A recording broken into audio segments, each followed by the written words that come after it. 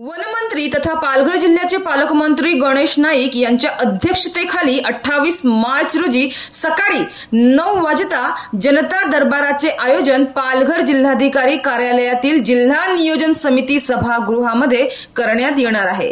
28 मार्च रोजी जिल्हा नियोजन समिती सभागृह जिल्हाधिकारी कार्यालय येथे सकाळी 9 वाजल्यापासून विविध विभागाच्या टेबलावर नागरिक आपले नाव नोंदणी करून आपल्या समस्या किंवा अडचणींचा निपटारा करू शकणार आहे। नागरिकांनी आपले निवेदन 3 प्रतीमध्ये सादर करावे।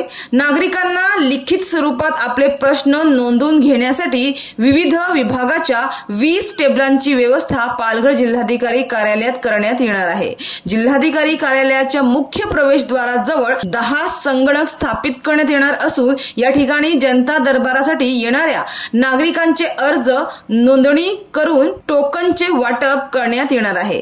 तसेच जिल्हाधिकारी कार्यालयाच्या दुसऱ्या मजल्यावर 20 टेबल स्थापित करण्यात येणार आहे। या ठिकाणी नागरिकांच्या तक्रारी अर्जाचे निवारण करण्यासाठी संबंधित कार्यालयाचे कार्यालय प्रमुख उपस्थित राहणार आहेत। या दिवशी समाधान शिबिराचे आयोजन देखील करण्यात येणार असून पात्र लाभार्थी यांना पालकमंत्री गणेश नाईक यांच्या हस्ते समाधान पत्राचे वाटप करण्यात येणार आहे। तर यापूर्वी 20 फेब्रुवारी रोजी आयोजित करण्यात आलेल्या जनता दरबारामध्ये नागरिकांनी उत्स्फूर्त प्रतिसाद दिला होता।